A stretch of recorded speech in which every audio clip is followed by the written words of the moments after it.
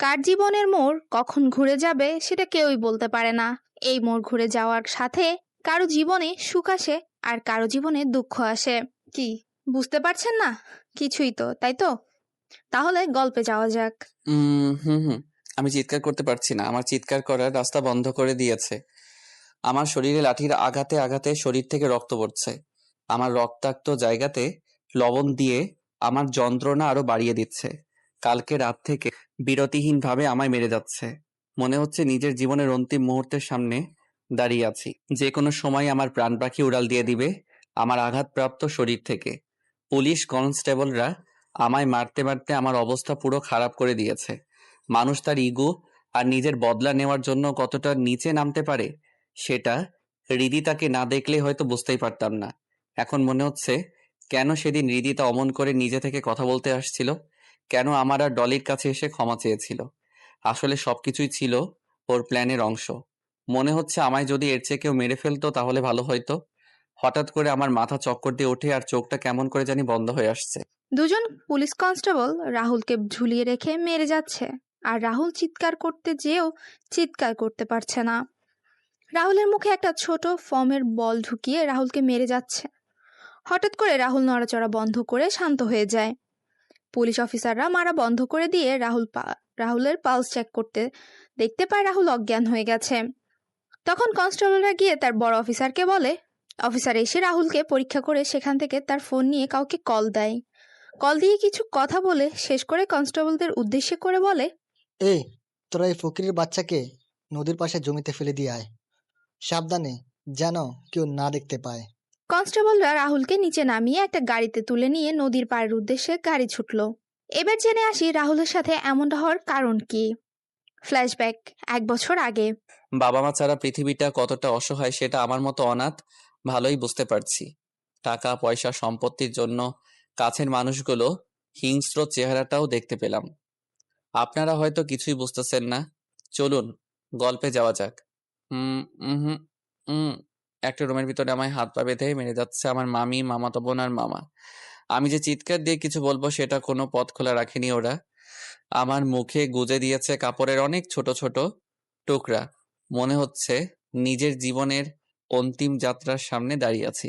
আমার শরীরে লাঠির আঘাতে ফেটে যাওয়া স্থান দিয়ে রক্ত পড়ছে, আর সেই আঘাতপ্রাপ্ত জায়গায় লেবু চিপে লেবুর রস আর লবণ ঢেলে দিচ্ছে।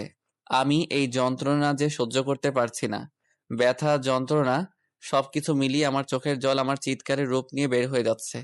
হে সৃষ্টিকর্তা, আমায় কেন এমন এই নিষ্ঠুরতম পৃথিবীতে পাঠালে? আর যদি পাঠাবে তাহলে কেন একটু শান্তি দিয়ে দিলে না? শুনেছি মানুষ সৃষ্টির সেরা জীব, তাহলে আমার উপর এত অত্যাচার কেন? কিছুক্ষণ পর আমার হাতের ও পায়ের বাঁধন খুলে দিয়ে মামা, মামি আর মামাতো বোন আমার রুম থেকে চলে যায়। আপনারা নিশ্চয়ই ভাবছেন আমি কিছু করেছি যার জন্য তারা আমায় এমন করে মারছে। সেটা ভাবলে আপনারা ভুল ভাবছেন। আসলে আমার সকল সম্পত্তি লিখে নেওয়ার জন্য এমন করছে। আজকে জোর করে সবকিছু লিখে নিয়েছে তারা। আমি তাড়াতাড়ি করে বাথরুমে গিয়ে শাওয়ার ছেড়ে দিয়ে নিচে বসে পড়লাম। কিছু সময় পর শরীরে যন্ত্রণা কিছুটা কম হলে বাথরুম থেকে ফ্রেশ হয়ে এসে নিজের বিছানায় বসে পড়লাম। আজকে থেকে এই বাড়ি মামার নামে হয়ে গেল। কিছু সময় পর নিচে থেকে মামির গলার স্বর শুনতে পেলাম। আমি তাড়াতাড়ি করে কাপড় পরে নিচে চলে গেলাম। নিচে যেতেই মামি বলেন, এই অনাথের বাচ্চা, রুমে পড়ে পড়ে ঘুমাচ্ছিস কেন? বাড়ির কাজগুলো কে করবে? তোর মরা বাপ আর তোর মা কি? না মামি, আমি করছি। রাহুল সবার জন্য খাবার রেডি করে মামা আর মামিকে খেতে দিয়ে তার মামাতো বোন সীমার রুমের উদ্দেশ্যে পা বাড়ায়। রাহুল সীমার রুমে ঢুকে খাবার টেবিলে রেখে যেই চলে আসবে তখনই রাহুল সীমাকে টান দিয়ে বিছানায় এনে ফেলে দিল। সীমা বিছানা থেকে উঠে রাহুলের সামনে এসে রাহুলের গালে ঠাস করে থাপ্পড় বসিয়ে দিয়ে বলে, অনাথের বাচ্চা, অনাথ ইতরের বাচ্চা, তোর সাহস হলো কি করে আমায় স্পর্শ করার? রাহুল গালে হাত দিয়ে দাঁড়িয়ে আছে মাথা নিচু করে। তখন সীমা বলে উঠে, কি রে অনাথের বাচ্চা, কথা বলছিস না যে? না, আরো কয়েকটা দিব তোকে। আসলে সীমা, তোর রুমের সুইচ বোর্ডে সমস্যা, আর তুই ভেজা হাতে স্পর্শ করছিলি, তাই আমি। তোর সাহস কম না আমার নাম ধরে ডাকিস? তোকে বলছি না ম্যাডাম বলে ডাকার জন্য। তুই তো আমার বোন হস, আর আমার ছোট। তো কি হয়েছে? তুই হলি আমাদের বাড়ির চাকর, so you call me madam. It's that clear? Hmm. মাকে বলে দিস আমি কলেজে যাচ্ছি, আমার গাড়ি নিয়ে তুই হেঁটে চলে আসিস। খাবারটা খেয়ে যান। তোর হাতের খাবার খেতে ইচ্ছে করছে না আমার, আমি বাইরে খেয়ে নিব। সীমা কথাগুলো বলে গাড়ির চাবি ঘুরিয়ে ঘুরিয়ে রুম থেকে বের হয়ে যায়। রাহুল একটা হাসি দিয়ে সেখান থেকে নিচে এসে কাজ করতে শুরু করে। এবার আপনাদের রাহুলের পরিচয়টা দিয়ে দিই। আমাদের গল্পের নায়ক রাহুল রাজ। মা বাবা কেউই বেঁচে নেই। রাহুলের বয়স যখন 9 বছর, তখন রাহুলের মা বাবা মারা যান। রাহুলদের অনেক সম্পত্তি। রাহুল এবার অনার্স 2য় বর্ষে পড়ছে।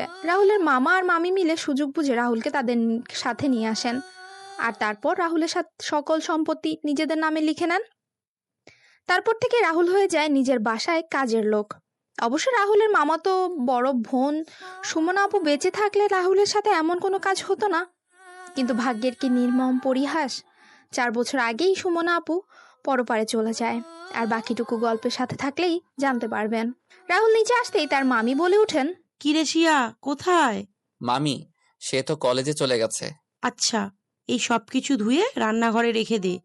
বাসার সকল কাজ শেষ করে তারপর ভার্সিটি যাবি, না হলে সকালের কথা থাকে যেন। রাহুল একটা হাসি দিয়ে সকল কাজ শেষ করার জন্য রান্নাঘরে চলে যায়।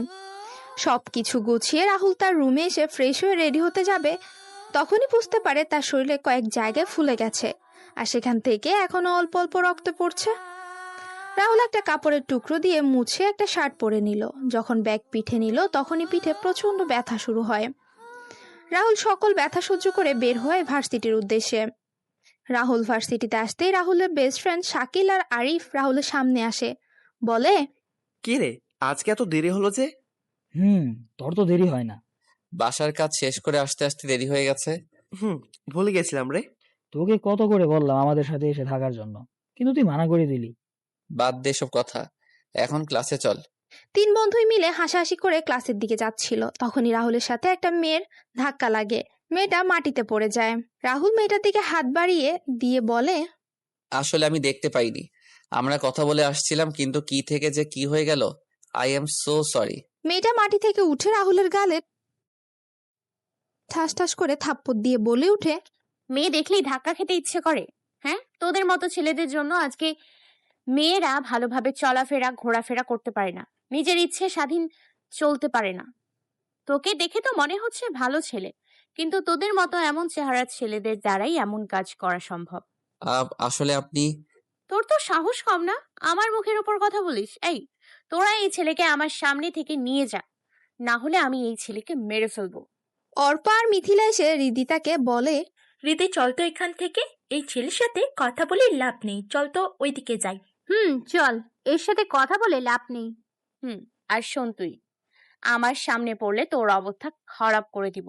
কথাটা বলে রিদিতা আর তার বন্ধুরা চলে যায়। শাকিল আর আরিফ রাহুলের সামনে এসে বলে, সরি বন্ধু, আমাদের জন্য তোকে কথা শুনতে হলো। রে বন্ধু, ভুলটা আমাদের ছিল। আরে বেটারা চল তো, আমি এসব কথায় কান দেই না। ছোট থেকে শুনতে শুনতে আমার গায়ে এখন সয়ে গেছে। রাহুল কথাটা বলে ক্লাসের দিকে হাঁটা দিল, আর পেছন পেছন আরিফ শাকিল আসছে। রাহুল ক্লাসে এসে সামনের সিটে বসে পড়ে। তখন রিদিতা ক্লাসে এসে প্রবেশ করে। রাহুলকে সামনের সিটে বসতে দেখে রিদিতা বলে উঠে, ফকিরের বাচ্চা, তুই কোন সাহসে এখানে এসে বসছিস? কেন, এখানে বসলে কি কোনো সমস্যা? সামনে বসবে আমাদের মতো স্মার্ট শিক্ষিত মেয়েরা, তোর মতো গাইয়া খ্যাত ফকিররা না। ও আচ্ছা। রাহুল আর কোনো কথা না বলে পেছনে গিয়ে বসে। কিছুক্ষণ পর শাকিল আর আরিফ রাহুলের পাশে এসে বসে। স্যার ক্লাসে ঢুকে রাহুল আরিফ আর শাকিলের সাথে বসে পড়ে। কিছুক্ষণ পর স্যার ক্লাসে প্রবেশ করেন। সবার দিকে তাকিয়ে যে ক্লাস শুরু করবেন, তখন স্যার রাহুলের দিকে তাকিয়ে বলেন, কি রে রাহুল, পিছনে বসেছিস কেন? এমনি স্যার। তোরে না বসিস সামনে বসতে? স্যার, ক্লাস যে কোনো এক জায়গায় বসে করা যায়, সামনে বসে ক্লাস করলেই যেই স্যার আমি ভালো স্টুডেন্ট স্মার্ট হয়ে যাব এমনটা তো নয়। তা অবশ্যই ঠিক বলছিস তুই। রাহুল কথাগুলো একবার রিদিতার দিকে তাকায়, আর রিদিতা রাহুলের কথাগুলো শুনে রাগি চোখে রাহুলের দিকে তাকায়। এইদিকে অর্পা আর মিথিলা রিদিতা আস্তে আস্তে শুনিয়ে শুনিয়ে বলে, ঠান্ডা মাথায় কিছুক্ষণ আগের বদলা নিয়ে নিল ছেলেটা। এবার বুঝতে পারছি রাহুলকে কেন ভালো স্টুডেন্ট, কেন স্যাররা রাহুলকে এত ভালো পায়। রিদি, তুই ওর দিকে তাকিয়ে আছিস কেন? ছেলের সাহস কেমন দেখেছিস? হুম, দেখছিস বুকের পাঠা আছে ছেলের। মিস রিদিতা আর রিদিতার 2 হাত আপনারা ক্লাস করবেন না। বের হয়ে যাবেন। ক্লাস করার ইচ্ছা না থাকলে রুম থেকে বের হয়ে যেতে পারেন। দরজা আপনার সামনেই আছে। কেউ আর কোনো কথা বলল না। স্যার ক্লাস নেওয়া শুরু করলেন। একজন স্যারের ক্লাসের পর আরেকজন স্যার এসে ক্লাস নিয়ে চলে গেলেন। ক্লাস শেষ করে রাহুল, শাকিল আর আরিফ শহীদ মিনারে বসে কথা বলছিল। তখনই রিদিতা এসে বলে, তোর তো সাহস কম না, তুই আমায় ক্লাসের সবার সামনে অপমান করিস। আমি আপনাকে কখন অপমান করলাম? তুই ক্লাসে আমায় ওই কথাগুলো শুনিয়ে শুনিয়ে কেন বললি? ক্লাসের কেউ এসে প্রতিবাদ করছে না, তাহলে তুই কেন এসেছিস রিদিতা? জানেন তো, চোরের মন পুলিশ পুলিশ। তুই জানিস আমি কে, আমার পরিচয় কি? আপনাকে দেখে আপনার সম্পর্কে জানা হয়ে গেছে আমার। আপনি কোনো অহংকারী বাবা মায়ের অহংকারী মেয়ে হবেন যে মানুষকে মানুষ মনে করে না। শাকিল, আরিফ চল এখান থেকে। রাহুল কথাগুলো বলে ভার্সিটি থেকে বের হয়ে আসে। রাহুল বাড়িতে এসে দেখতে পায় বাড়িতে কেউ নেই। রাহুল তার রুমে যাবে, তখন এসে শুনতে পায় অদ্ভুত কিছু শব্দ। রাহুল শব্দগুলো অনুসরণ করে কিছুটা সামনে যেতেই একটা রুম দেখতে পায়। রুমটা ছিল সীমার। রাহুল রুমের সামনে গিয়ে দেখতে পায় দরজা ভেতর থেকে ঠিকমতো লাগানো হয়নি। রাহুল দরজা ঠেলে দেখতে পায় আমি দরজা ঠেলে দেখতে পেলাম আমার মামাতো বোন সীমা আর একটা ছেলে অন্তরঙ্গ সম্পর্কে জড়িয়েছে। তারা এই পাপ কাজের নেশায় এতটাই বিভোর যে দরজাটা লাগাতেই ভুলে গেছে। আমি তো নিজের চোখকে বিশ্বাস করাতেই পারছি না। আমার মাথা যেন ঘুরতে লাগলো। কিছুক্ষণের জন্য আমি পাথরের ন্যায় শক্ত হয়ে গেলাম। তখন বললাম, সি সি সি সীমা, এগুলো কি করছিস তুই? মামা মামি জানলে কি হবে বুঝতে পারছিস? রাহুলের কথা শুনে সীমা ও ছেলেটা আলাদা হয়ে যায়। ছেলেটা নিজের পোশাক পরে সেখান থেকে চলে যায়। সীমা নিজেকে ঢেকে রাহুলের উদ্দেশ্যে বলে, তুই এখানে এই সময়? নাইলেই তো জানতে পারতাম না তুই এমন একটা কাজ করছিস। আমি জানতাম তুই একটা অহংকারী বদমেজাজি মেয়ে, কিন্তু তুই যে এমন একটা কাজ করবি না সেটা বুঝতে পারিনি। তোকে নিজের বোন বলতে আমার রুচিতে বাজছে। এইরকম পাপ কাজে নিজেকে জড়ানোর আগে একবার অন্তত মামা মামির কথা চিন্তা করতি। তোর এই কাজের কথা মামা মামি জানলে কাউকে নিজের মুখ দেখাতে পারবে না। দেখ রাহুল, তুই ভুল ভাবছিস। হ্যাঁ, নিজের চোখে আমি যা দেখেছি সেটাকে ভুল বলবো? ছি সীমা, ছি। রাহুল কথাগুলো বলে সীমার রুম থেকে বের হয়, নিজের রুমে চলে যায়। রাহুল ফ্রেশ হয়ে নিচে এসে সবার জন্য খাবার তৈরি করতে থাকে। কিছুক্ষণ পর মামা আর মামি বাসায় ফিরে আসেন। দুপুরের খাবার সবাই একসাথে খাওয়া দাওয়া করে যে যার রুমে চলে যায়।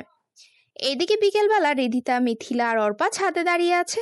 তখনও তিনজনই দেখতে পায় রাহুল একটা কবরস্থান থেকে বের হয়, নিজের চোখ মুছতে মুছতে।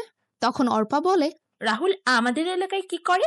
আমি কি জানি? কালকে ওই ছোট লোকের বাচ্চাকে একটা উচিত শিক্ষা দিবই দিব। এই হৃদিতা চৌধুরীকে অপমান করার পরিণাম কতটা খারাপ সেটা বুঝতে পারবে। আরে বাদ দে না, ক্লাসের কেউ কিছু বলছে না, তুই বলছিস কেন? সামান্য একটা রাস্তার ছেলে হয়ে ওর সাহস হলো কি করে আমার সাথে অমনটা করার? চল ঘুরে আসি কোথাও থেকে, এতে মনও ফ্রেশ হবে। হুম, এটাই ভালো হবে। চল রিদিতা। কথাটা বলে তিনজনই বেরিয়ে পড়ে। এদিকে সন্ধেবেলা রাহুল বাসায় ফিরে নিজের রুমে গিয়ে ফ্রেশ হয়ে পড়তে বসে।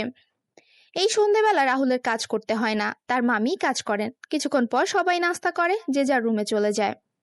রাহুল যখন পড়ছিল তখন সীমা রাহুলের রুমের সামনে এসে দরজায় কড়া নাড়ে। রাহুল তাকিয়ে সীমাকে দেখতে পেয়ে বলে উঠে, কি চাই ম্যাডাম, কিছু লাগবে? আমি জানি আমি তোর সাথে অনেক খারাপ আচরণ করেছি, তোর গায়ে হাত তুলেছি। আমার এসব কাজের জন্য ক্ষমা চাওয়ার কোনো সুযোগ আমি রাখিনি। তবুও তোর পায়ে ধরে বলছি ভাইয়া, তুই আমায় ক্ষমা করে দে ভাইয়া। আমি তো তোর নিজের বোন না, তবুও নিজের বোন মনে করে ক্ষমা করে দে ভাইয়া, প্লিজ প্লিজ। সীমা কথাগুলো বলে রাহুলের পা জড়িয়ে কান্না করতে থাকে। রাহুল কিছু বলছে না। সীমার চোখের জল রাহুলের পায়ে পড়ছে। রাহুল কি করবে বুঝতে পারছে না। তখন রাহুল নিজের সকল রাগকে ভুলে সীমাকে তার পা থেকে তুলে চেয়ারে বসিয়ে বলে, আচ্ছা যা, আমি তোকে ক্ষমা করে দিলাম। তোকে আমায় কথা দিতে হবে তুই ভবিষ্যতে এমন কাজ আর কখনো করবি না। পড়ালেখায় কোনো ফাঁকি ঝুঁকি দিবি না। আমার কথাগুলো রাখতে পারলে আমি তোকে ক্ষমা করে দিব। হুম, আমি তোর সব কথা রাখবো। হুম, যা নিজের রুমে যা এখন। রাহুল তার পড়ালেখা শেষ করে নিচে এসে খাওয়া দাওয়া করে তার রুমে গিয়ে ঘুমিয়ে পড়ে। পরদিন সকালে রাহুল খুব ভোরে ঘুম থেকে উঠে নিচে এসে রান্নাঘরে সীমাকে দেখে অবাক হয়। রাহুল সীমাকে উদ্দেশ্য করে বলে, কি রে, তুই এত সকালে রান্না করে? আমি। কেন?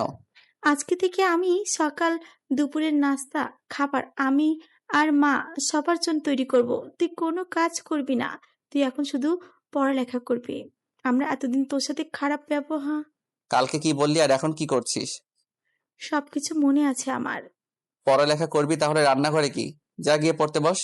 যা তো ভাইয়া, আমার ডিস্টার্ব করিস না। তুই রুমে গিয়ে ফ্রেশ হয়ে আয়, আমি খাবার দিচ্ছি। কিন্তু যা তো তুই। সীমা রাহুলকে সেখান থেকে তার রুমে ঠেলে পাঠিয়ে দেয়।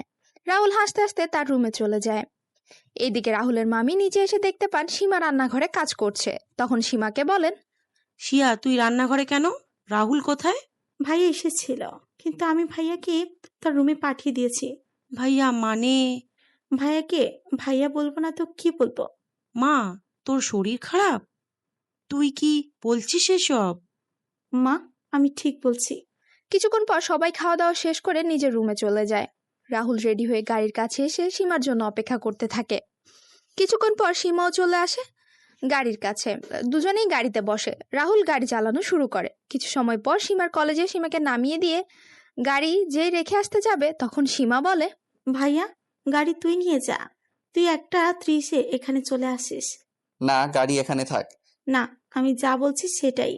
যা এখন তুই। রাহুল গাড়ি নিয়ে ভার্সিটিতে প্রবেশ করে গাড়ি পার্ক করে গাড়ি থেকে বের হয়। রাহুলকে গাড়ি থেকে বের হতে দেখে অনেকেই তাকিয়ে আছে। অর্পা আর মিথিলা বলে ওঠে, এটা কি দেখছি আমি? যেই ছেলে গতকালকে নোংরা পোশাক পরে ভার্সিটিতে এসেছিল আজকে দামি একটা গাড়ি থেকে নামছে। এটা দেখে আমার মনে হচ্ছে কাসিম টিভির কোনো প্রোগ্রাম চলছে। রিদিতা অর্পা আর মিথিলার পিঠে দুটো থুম মেরে বসিয়ে দিয়ে বলে ওঠে, এত গড়াগড়া করছিস কেন? দেখ গাড়ি কোথা থেকে ভাড়া করে নিয়ে আসছে হয়তো। বন্ধু, কি রে হঠাৎ করে গাড়ি নিয়ে? না, কালকের অপমানের বদলা নিতে। না বেশ সালা, আসলে ও আচ্ছা, এই ব্যাপার। তবে একদিক দিয়ে ভালোই হয়েছে, সীমা যে তোকে সাপোর্ট করছে, এটাই অনেক ভালো। তারপর সবাই মিলে ক্লাসে চলে যায়। ক্লাস শেষ করে রাহুল আরিফ আর শাকিলকে বিদায় দিয়ে চলে যায়। সীমাকে কলেজ থেকে নিয়ে বাসায় চলে আসে। বাসায় এসে রাহুল দেখতে পায় খাবার টেবিলে সাজানো। রাহুলও ফ্রেশ হয়ে এসে খাবার খেয়ে নিজের রুমে চলে যায়। রাতের বেলা সবাই যখন খাবার খাচ্ছিল, তখন টিভি নিউজে সবাই শুনতে পায়, আজকে সিলেটের বড় রাস্তার পাশের মোড়ে কয়েকজন সন্ত্রাসীর মরদেহ গাছের সাথে ঝুলন্ত অবস্থায় পাওয়া গেছে। পুলিশ এখনো সঠিক করে কিছু বলতে পারছে না, তবে সন্ত্রাসীদের বুকে বড় বড় করে লেখা আছে দ্য ডেথ টেবিল। এভাবে চলে যায় 10 দিন। এই 10 দিন সীমা রাহুলের সাথে অনেক ভালো ব্যবহার করেছে, নিজের ভাইয়ের মতো। এই 10 দিনে মনে হয়েছে সীমা ও রাহুল একজনের মায়ের পেটের ভাই বোন। পরের দিন সকালে রাহুল ভার্সিটিতে চলে যায়। আজকে অবশ্য সীমা কলেজ যায়নি, তাই রাহুল গাড়ি নিয়ে আসেনি। রাহুল ভার্সিটিতে আসতে রিদিতা বলে ওঠে, কিরে ছোট লোক, আজকে তোর গাড়ি কোথায়? এই কয়েকদিন তো গাড়ি নিয়ে এসেছিলি। আপনার কি কোনো কাজ নেই? আমি তো আপনার সাথে নিজে থেকে কথা বলি না, তাহলে কেন আমার সাথে আসছেন কথা বলতে? আর কথা যখন বলতেই হবে তাহলে ভদ্রভাবে কথা বলতে পারেন না? না পরিবার থেকে ভদ্রভাবে কথা বলার সুযোগ পাননি? তোর মতো ছোট লোকের সাথে আমায় কথা বলতে হলে চিন্তা করে কথা বলতে হবে। ওই যে বললাম, আপনি কোন পরিবারের মেয়ে সেটা আপনাকে দেখেই বোঝা যাচ্ছে। রাহুল আর কোনো কথা না বলে সেখান থেকে ক্লাসে চলে যায়। কিছুক্ষণ পর স্যার ক্লাসে এসে ক্লাস শুরু করেন। ক্লাস শেষ করে যখন সবাই বের হচ্ছিল, তখনই রাহুলের ফোন বেজে ওঠে। রাহুল ফোন রিসিভ করার সাথে সাথে ওপাশ থেকে কেউ কিছু কথা বলে। রাহুল তাড়াতাড়ি করে বাসার উদ্দেশ্যে বেরিয়ে পড়ে। রাহুল বাসার সামনে আসতে দেখতে পায় বাড়িতে অনেক মানুষ। রাহুল হাঁটছে সামনের দিকে, কিন্তু এত মানুষ বাড়িতে কেন সেটাই বুঝতে পারছে না। রাহুল কিছুটা সামনে যেতেই তার মামির গলা শুনতে পেল। রাহুল তাড়াতাড়ি করে ঘরে ঢুকে পড়ে, আর ঘরে ঢুকে যা দেখতে পেল, এতে করে রাহুলের মাথায় যেন আকাশ ভেঙে পড়ে। রাহুল কি করবে বুঝতে পারছে না। রাহুল ধীর পায়ে হেঁটে ফ্লোরে সাদা চাদর জড়িয়ে রাখা লাশটার সামনে চাদর সরিয়ে দেখতে পায় সীমা মাটিতে শুয়ে আছে। রাহুল সীমার লাশের পাশে ধপ করে বসে পড়ে।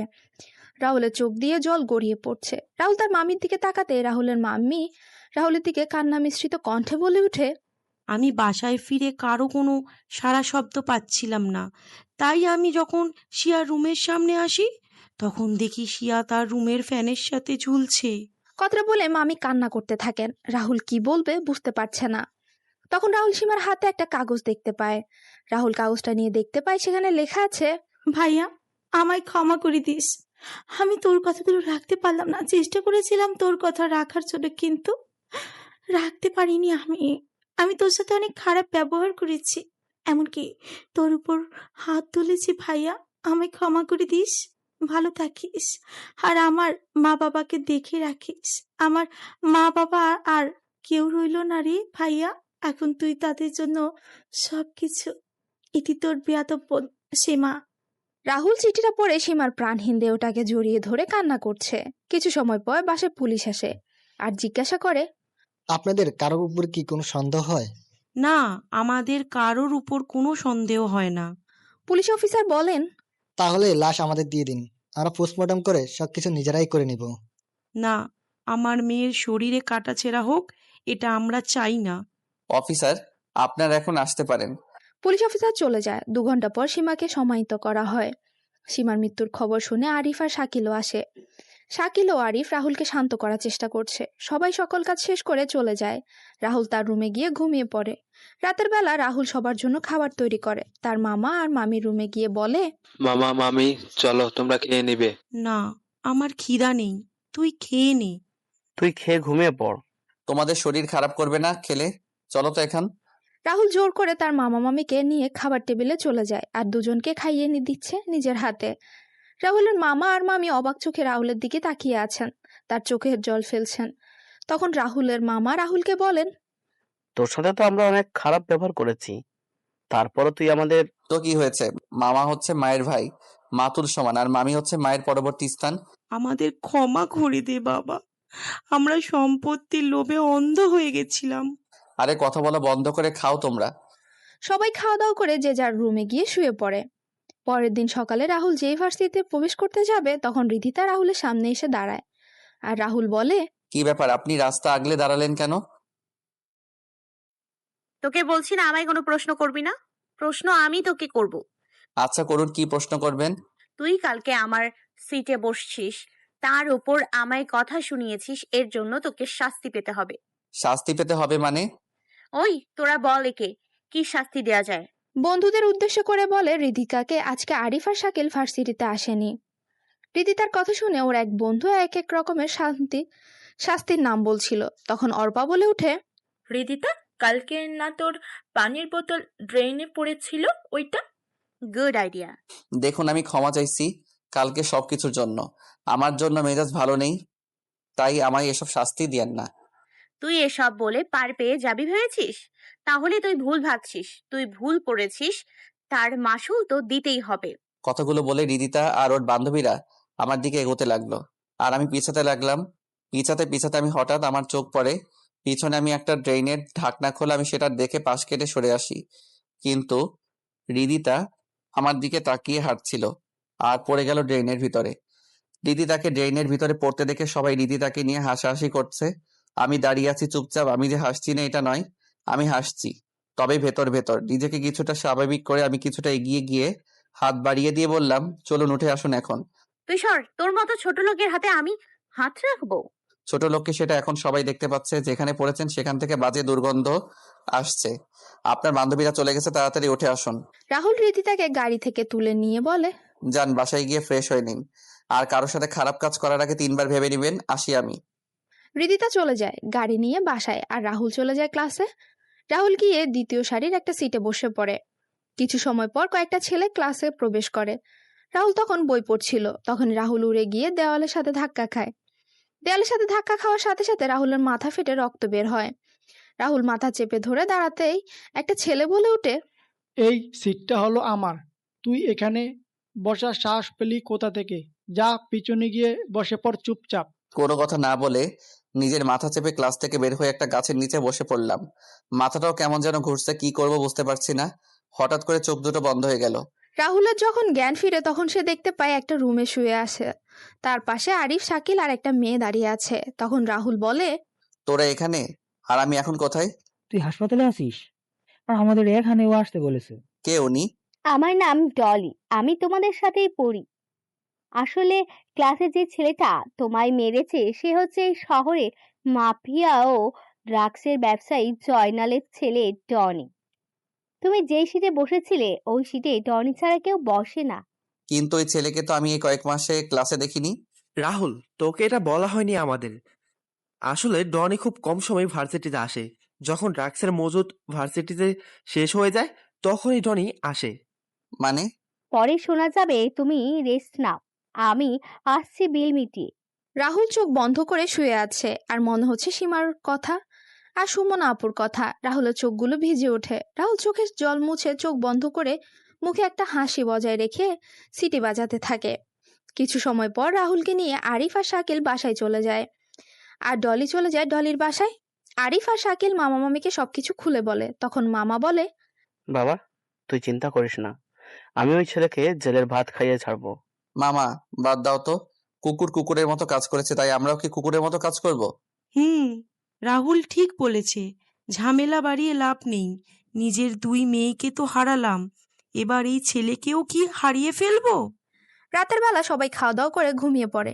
এদিকে ডনি তার বাবাকে বলছে, বাবা, আমাদের কয়েকজন এজেন্টের কোনো সন্ধান পাচ্ছি না, সকল এজেন্টের লোকেশনও বের করা যাচ্ছে না।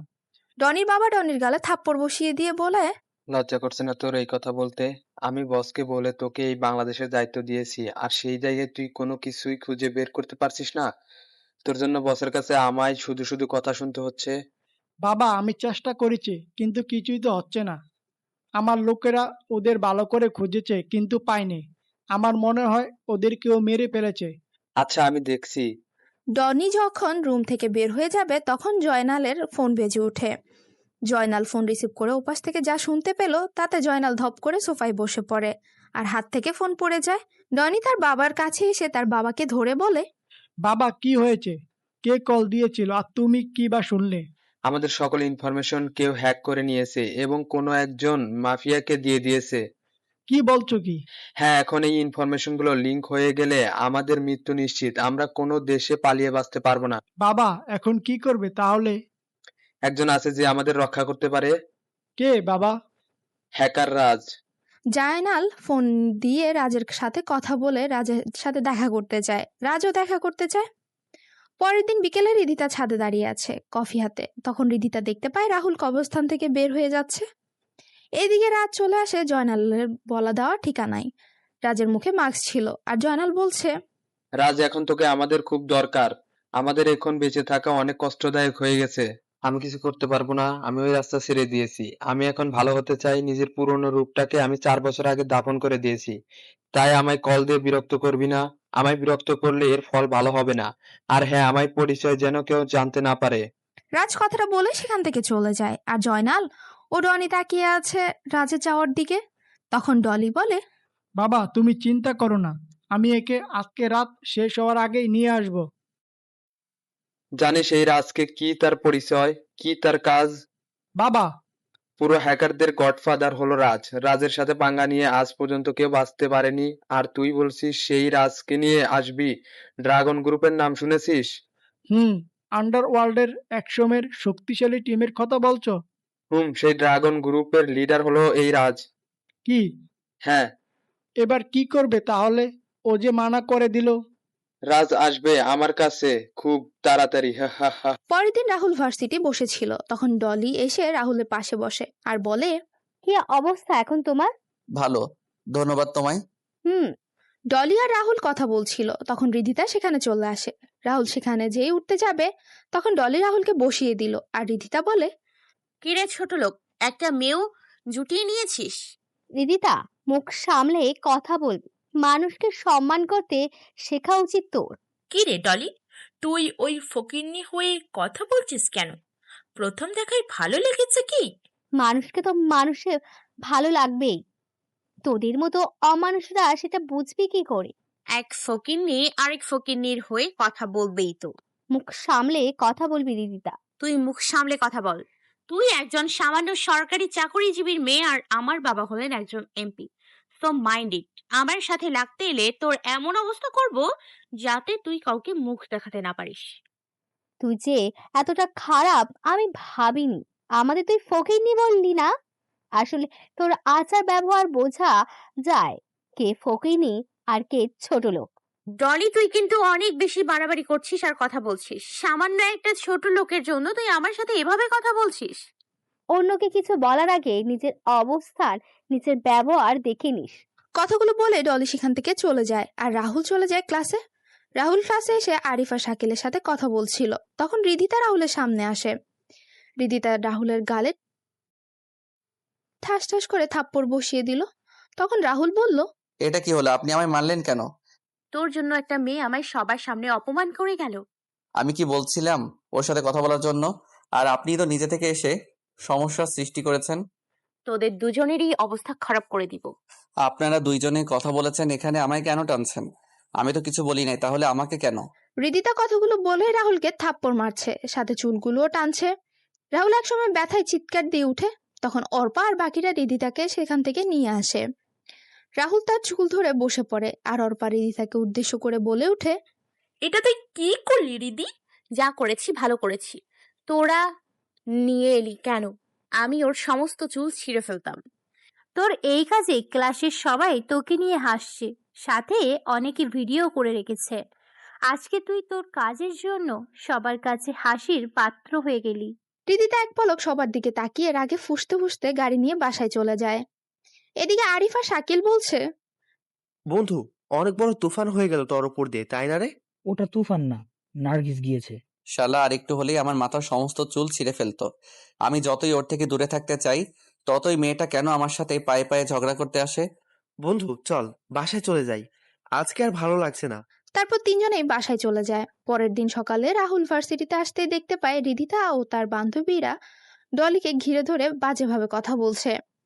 রিদিতা তার ছেলে বন্ধুরা ডলিকে বাজেভাবে ধরে আছে আর ভার্সিটির সকল স্টুডেন্টদের দিকে তাকিয়ে আছে। ডলি নিজেকে ছাড়ানোর চেষ্টা করছে কিন্তু পারছে না। রাহুলের এটা দেখে মেজাজ গরম হয়ে যায়। তখন রাহুল রিদিতার সামনে গিয়ে বলে, এখানে কি হচ্ছে? এখানে ওই মেয়ের মুখ কালো করে সমাজের মাঝে নতুন পরিচয় দেওয়া হবে।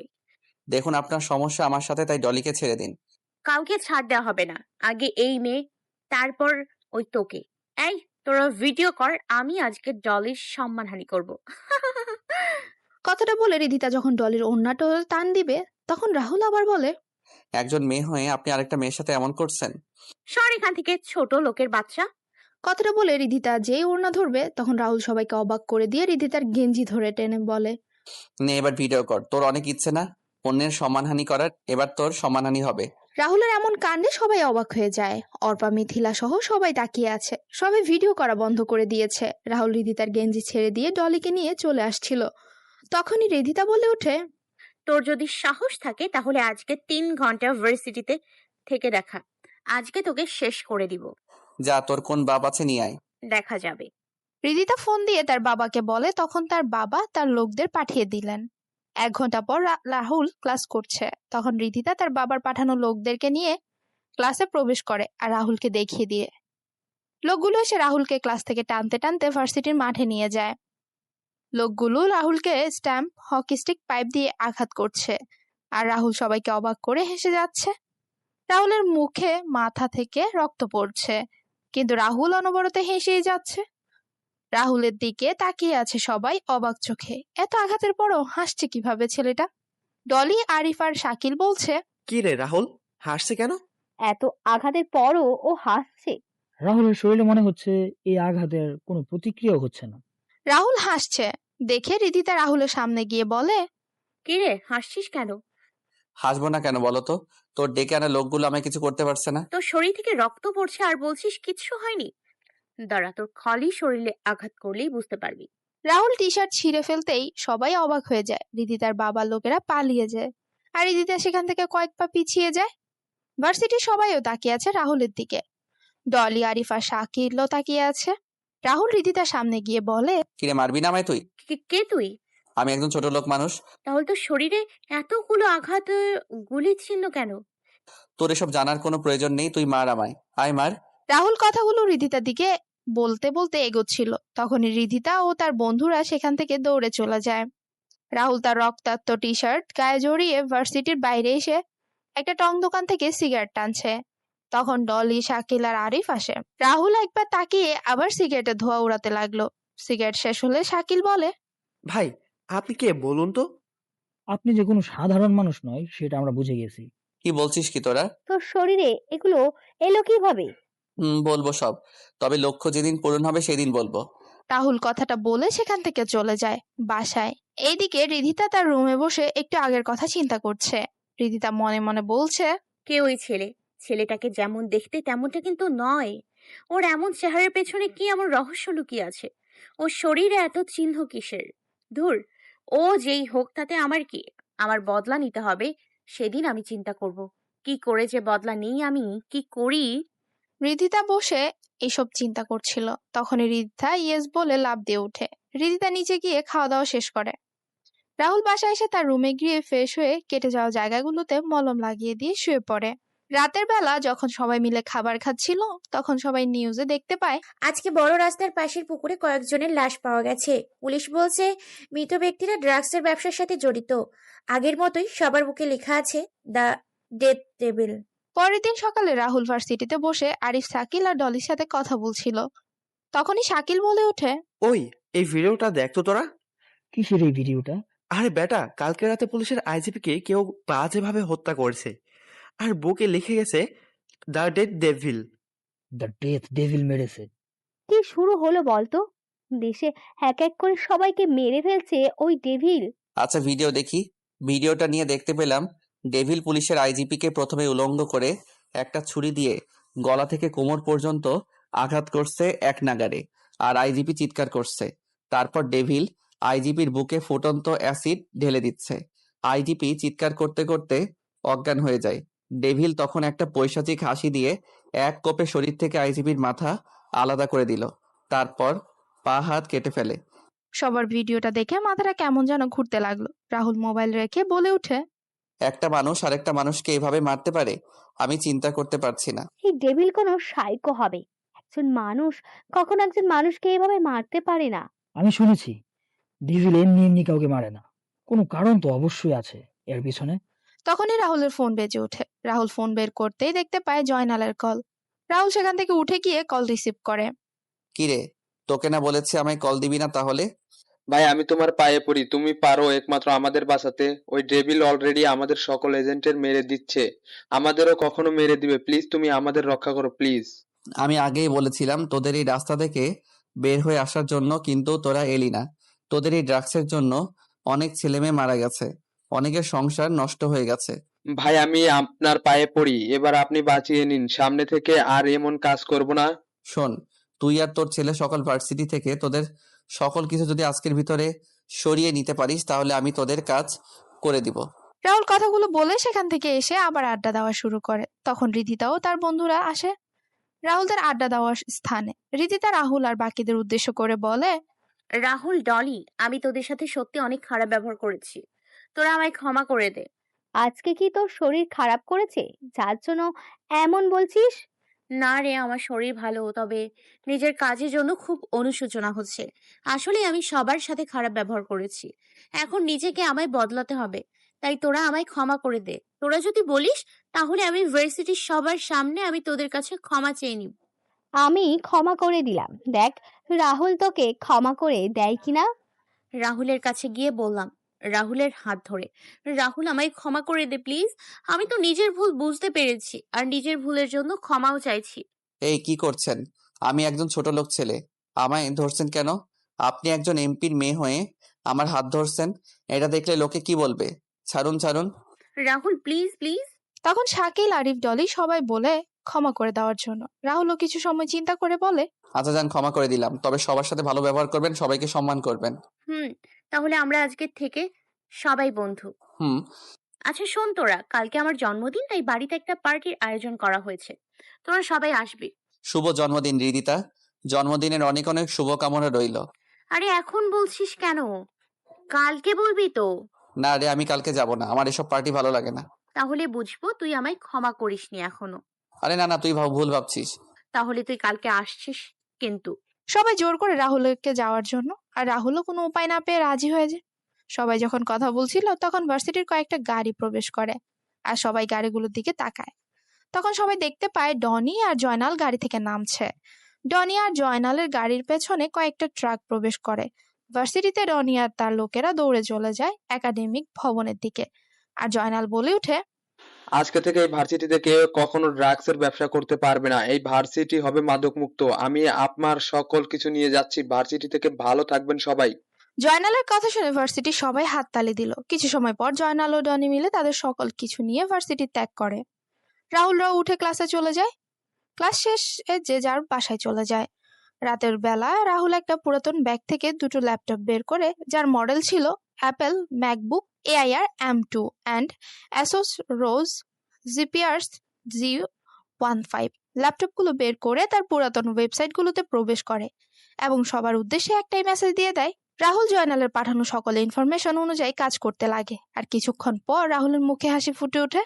রাহুল একবার সকল কিছু চেক করে তার ল্যাপটপে সেভ করে রাখে আর জয়নালকে সবকিছু পাঠিয়ে দেয়। এদিকে ডেথ ডেভিল যখন তার কম্পিউটার স্ক্রিনে বসে, তখন কিছু লেখা দেখে তার মুখে হাসি ফুটে ওঠে। জয়নাল তার বসকে কল দিয়ে বলছে, বস, রাজ আমাদের কাজ করে দিয়ে এবং আমাদের সকল সিকিউরিটি সিস্টেমের অ্যাক্সেসের সকল কিছু দিয়ে দিয়েছে। এবার আর ওই ডেড ডেভিল আমাদের কিছু করতে পারবে না। শুন, এবার তুই এই কাজটা তো করতে পারবি। আমি তোকে সকল কিছু বলে দেবো। বস, কিন্তু রাজের ছবি তো আমাদের কাছে নেই, তাহলে? আমি দিয়ে দিচ্ছি। কিছু সময় পর জয়নালের ফোনে একটা ছবি আসে। তখন জয়নাল ডনিকে ডেকে বলে ওঠে, ডনি, ডনি। হ্যাঁ বাবা, বলো। বাবা, এই ছেলেকে খুঁজে বের করতে হবে, আমাদের বসের আদেশ। বাবা, এই ছেলেকে? এই ছেলে হচ্ছে রাজ, দ্য হ্যাকার। কিন্তু বাবা, এই ছেলে তো আমাদের ভার্সিটিতে পড়ে। মানে? আমাদের ক্লাসে আমার সাথে পড়ে। কিন্তু বাবা, একে তো হ্যাকার বলে মনে হয় না। আচ্ছা, তাহলে তো শিকারকে পেয়ে গেছি। তাহলে কালকে না মেরে আগামী পরশুদিন মারবো, আর বসও আসবে। শোন, কালকে এমপির বাড়িতে ইনভাইট আছে, আমাদের যেতে হবে, আর ওই এমপির মেয়ের সাথে তোর বিয়ের কথা বলবো। আচ্ছা বাবা। পরের দিন সন্ধ্যাবেলায় সবাই চলে যায় রিধিতার বাসায়। রিধিতা রাহুলকে দেখে বলে ওঠে, কিরে, তোরা সবাই চলে এসেছিস? আচ্ছা বস তোরা, আর রাহুল তুই আয় এদিকে। হুম। রিধিতা রাহুলকে নিয়ে তার বাবা আর মায়ের সাথে পরিচয় করিয়ে দিল। রিধিতার বাবা রাহুলকে দেখে কিছুটা চিন্তিত হয়ে পড়েন। তখন রিধিতার বাবা রাহুলকে দেখে বলে ওঠেন, রাজদা। আঙ্কেল কি বলছেন আপনি? আমার নাম তো রাহুল। হ্যাঁ বাবা, ওর নাম রাহুল। তুমি কি রাহুলকে চিনো? হ্যাঁ, না আসলে ওকে দেখতে একজনের মতো দেখতে। কি বলছেন কি আঙ্কেল? না কিছু না। আচ্ছা তোমরা এনজয় করো, আমি আসছি। রিধিতার বাবা সেখান থেকে চলে যান। তখন রিধিতা তার বাবার বন্ধু আমজাদ খানের সাথেও রাহুলের পরিচয় করিয়ে দিল। রিধিতা তার বাবার একজন লোককে ইশারা করে এবং লোকটা ইশারা করে বুঝিয়ে দেয় কাজ হয়ে গেছে। রাহুল তখন সেখানে জয়নাল ও তার ছেলেকে দেখতে পায়। জয়নাল রিধিতার বাবা আর আমজাদ খান কি যে কথা বলছিলেন। কিছুক্ষণ পর সবাই মিলে অনেক আনন্দ করে রিধিতার জন্মদিনের কেক কাটে। খাওয়া দাওয়া শেষ করে যে যার বাসায় চলে যায়। রাহুল তার রুমে ফ্রেশ হয়ে এসে তার ঘুমিয়ে পড়ে আর রিধিতার বাবা তার রুমে বসে কিছু চিন্তা করছেন। তখন রিধিতার চিৎকার শুনে রিধিতার রুমে চলে যান। সেখানে গিয়ে শুনতে পারেন সকালবেলা রাহুল যখন বাসা থেকে বের হয়ে আসে, শাকিল আর আরিফের অপেক্ষা করছিলেন। তখন একটা পুলিশের গাড়ি এসে রাহুলের সামনে থামে আর রাহুলকে তাদের গাড়িতে তুলে নিয়ে যায়। রাহুলকে নিয়ে থানায় এনে সেলের ভেতর রাখা হয়। তখন রাহুল বলে, অফিসার, আমায় এখানে নিয়ে আসার কারণ কি, আর আমায় সেলের ভিতরেই বা কেন রাখছেন?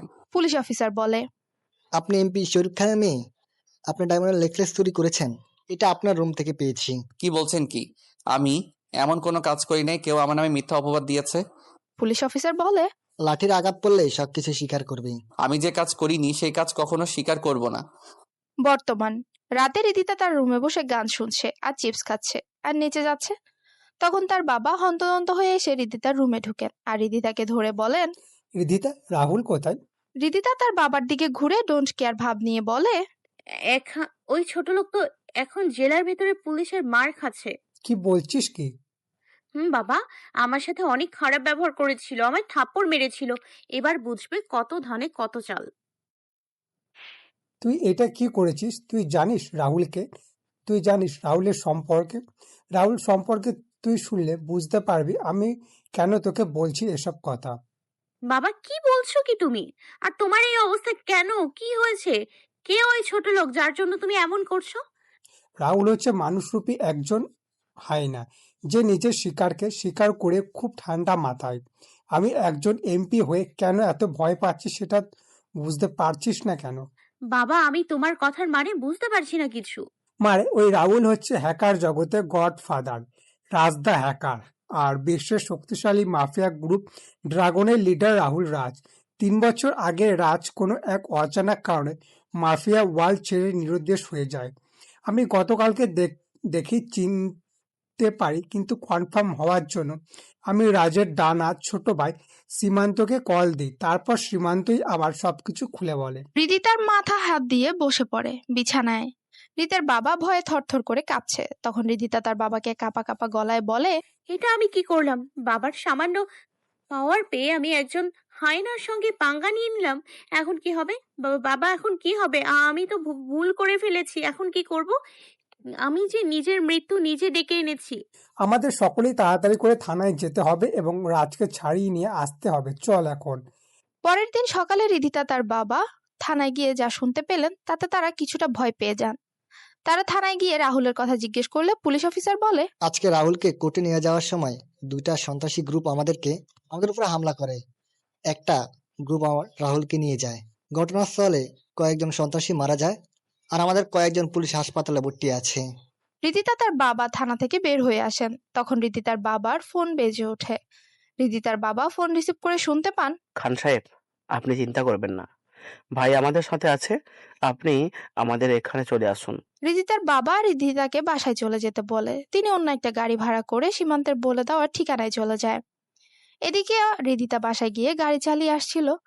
তখনই কবরস্থানে সেই চাচাকে দেখতে পায়। রিদিতা গাড়ি থামিয়ে চাচার সামনে গিয়ে বলে, চাচা কেমন আছেন? ভালো রে মা, তুই কেমন আছিস? ভালোই চাচা। চাচা আপনার কাছে কিছু জানার ছিল। হ্যাঁ বল, কি জানতে চাস তুই? চাচা একটা ছেলেকে দেখি প্রত্যেকদিন বিকেলে কবরস্থানে আসে আর কান্না করতে করতে বের হয়ে যায়। আসলে ছেলেটা এখানে কেন আসে আর কান্নাই বা কেন করে? আচ্ছা, তুমি রাজের কথা বলছো? মারে, ছেলেটার পৃথিবীতে কেউ নেই। রাজের বয়স যখন 10, তখন তার মা বাবা মারা যান। তারপর থেকে রাজের দেখাশোনা করার জন্য তার মামা আর মামি তাদের বাসায় চলে আসেন। রাজের মামা আর মামি ছিলেন লোভী প্রকৃতির। তারা রাজের সম্পত্তির লোভে রাজের দেখাশোনা করার নামে রাজের উপর অত্যাচার করত। রাজের মামা মামি আর রাজের মামাতো ছোট বোন রাজকে সহ্য করতে পারতো না।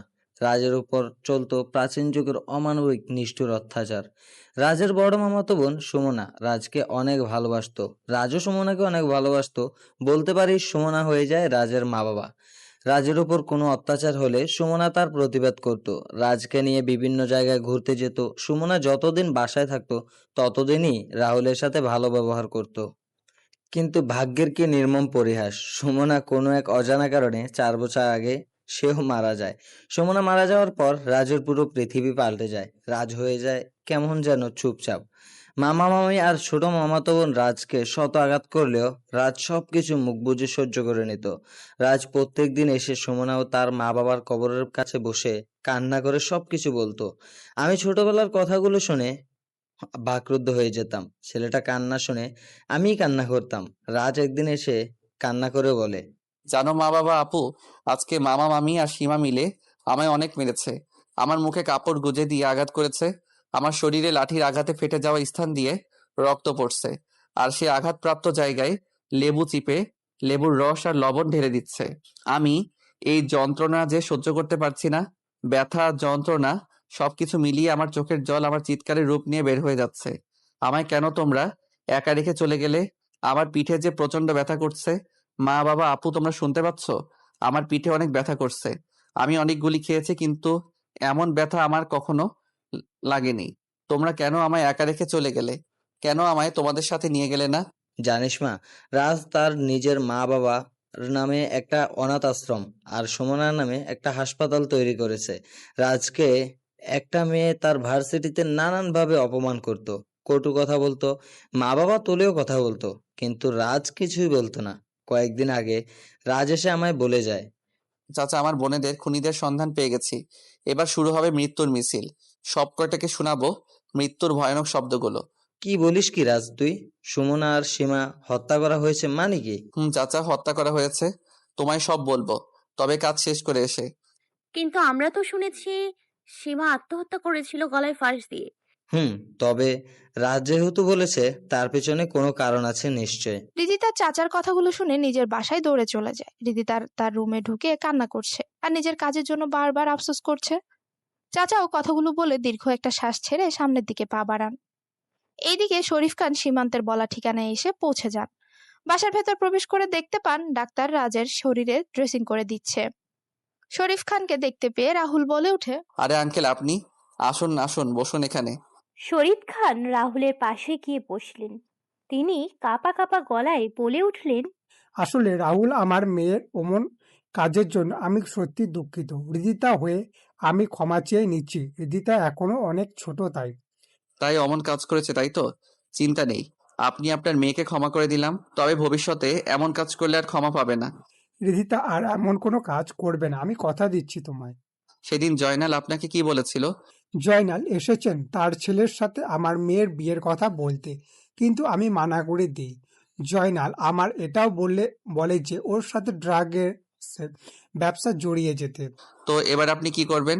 এই দিয়ে যতদিন প্রাণ আছে ততদিন সত্যের পথে চললে যাব, কখনোই অসতের পথে যাব না। আচ্ছা রাজ, একটা কথা জিজ্ঞাসা করতে পারি? বলেন। সীমান্তই তোমরা নিয়ে আসলো, তাহলে কারা তোমার উপর হামলা করলো? শরীফ ভাই, তুমি জানলে কি করে ভাইয়ের ওপর হামলা হয়েছে যে? পুলিশ অফিসার বলল। হয়তো আমার কাছের কেউ হবে, তবে চিন্তা নেই, খুঁজে বের করব সব কয়টাকে। রাজ, কালকে রাতে জয়নালের কাছে একটা ফোন আসে। তো কি হয়েছে? ফোন তো আসতেই পারে। কিন্তু জয়নাল কি কথা বলেছে তুমি জানো রাজ? কথাগুলো স্বাভাবিক ছিল না। মানে? জয়নাল বলেছে, বস আপনি চিন্তা করবেন না, এইবার যে ড্রাগস গুলো আমদানি করেছি সেগুলোর অনেক দাম আছে মার্কেটে। কয়েকটা মেয়েকে টার্গেট করা হয়েছে, এদের শরীরে ড্রাগস ইনজেক্ট করেছি, দেখা যাক কি হয়। কিন্তু জয়নাল তো আমায় বলেছিল সে এই কাজগুলো ছেড়ে দিবে, তাহলে সীমান্ত? ভাই বুঝে গেছি কি করতে হবে আমার। আচ্ছা আঙ্কেল, আপনি এখন আসুন, আমি একটু ঘুমাবো। সীমান্ত খাবার রেখে রাহুলের দিকে তাকায়। রাহুলের এমন হাসির কারণ বুঝতে পারছে না। তখন সীমান্তের দিকে রাহুল তাকিয়ে বলে, ভাই শরীফ, ভাই যা বলেছে সবই সত্যি, আর আপনার উপর হামলাও জয়নাল করিয়েছে। হা হা হা। সীমান্ত খাবার রেখে রাহুলের দিকে তাকায়। রাহুলের এমন হাসির কারণ বুঝতে পারছে না। তখন সীমান্তের দিকে রাহুল তাকিয়ে বলে, There is perhaps no greater mystery than the sea, and no greater mystery than a lost ship. ভাই বুঝলাম না কিছুই। আপনি জানেন তো আমি ইংরেজি কম বুঝি। সময় হলে জানতে পারবি। ভাই এখন আমাদের কাজ কি? এখন কোনো কাজ নেই, রিল্যাক্স থাক কয়েকদিন। খাওয়া দাওয়া শেষ করে রাহুল চলে যায় তার রুমে, আর সীমান্ত চলে যায় বাসার বাইরে। সীমান্ত গিয়ে সকল লোকদের সকল কাজ বুঝিয়ে দিল। এদিকে ডেথ ডেভিল মেকানিক্যাল ভয়েস ব্যবহার করে জয়নালকে কল দিল। জয়নাল, কি মনে করেছিলি তুই আমায় থামিয়ে দিবি? আরে তুই যেই রাজকে দিয়ে তোর সকল সিস্টেম সিকিউরিটি লাগিয়েছিস, সেই রাজই হলো আমার ছাত্র। তুই যে রাজকে মারার জন্য লোক পাঠিয়েছিস, সেটা যদি রাজ জানতে পারে তাহলে কি হবে ভেবেছিস? ডেড ডেভিল তুই? আমি। তুই এই কাজ করে ভালো করেছিস। এখন আমি রাজকে সবকিছুর ভিডিও প্রমাণ দেখিয়ে আমার দলে নিয়ে নিব, আর তোকে মেরে ফেলবো। তারপর রাজকে দেখ এমনটা করিস না তুই। তুই চাইলে আমরা কম্প্রোমাইজ করতে পারি। করব। তার আগে তুই যেই মেয়েদের মেরেছিস তাদের ফিরিয়ে দিতে পারবি? যদি পারিস তাহলে আমি কম্প্রোমাইজ করতে রাজি। জানি পারবি না, তাহলে রেডি হয়ে যায় নতুন খেলার জন্য। কালকে থেকে আবার খেলা শুরু হবে। কালকে কার উইকেট হারিয়ে যায় সেটা দেখতে থাক। কথাটা বলে ডেথ ডেভিল ফোন কেটে দেন। এদিকে জয়নাল মাথায় হাত দিয়ে বসে পড়ে।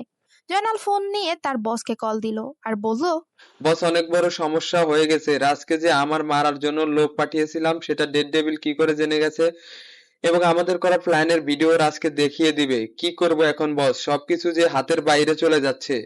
কিছুই হাতের বাইরে যেতে দেবো না। এবার সময় হয়ে গেছে আমাদের বিগ বসের বাইরে আসার। বিগ বস মানে? আমার বস পুরোপুরি মাফিয়া জগতের কিং, বিগ বস।